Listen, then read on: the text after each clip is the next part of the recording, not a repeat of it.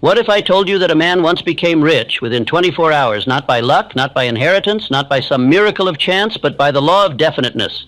You would say it is impossible. You would say no man rises that fast, but you would be wrong, because I saw it happen.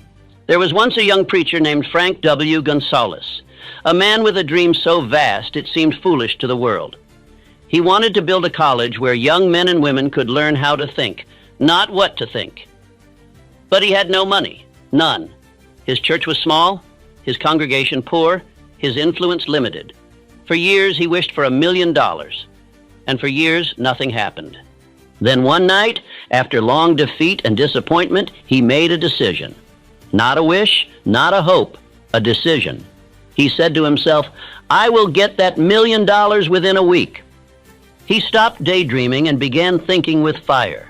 He wrote his sermon for the next morning and titled it, What I Would Do If I Had $1 Million. The next day he walked into his pulpit, a changed man. He spoke with a burning conviction that shook every soul in the room. He talked as though the money were already in his hands. He described his dream with such certainty that the walls themselves seemed to listen.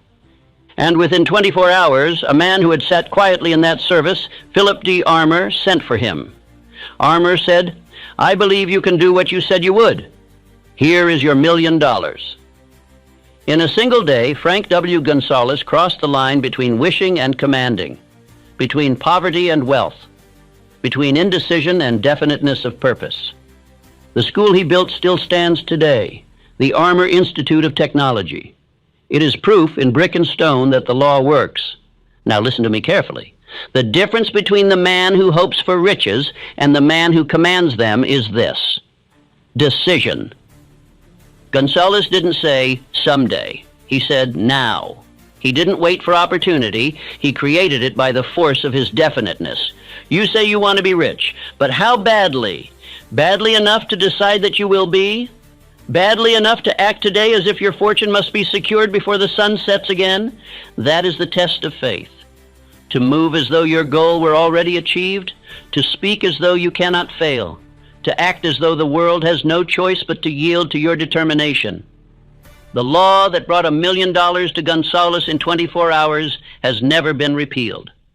It still answers to those who obey its conditions. It demands definite purpose. It requires faith unshaken by doubt. It rewards decision followed by action.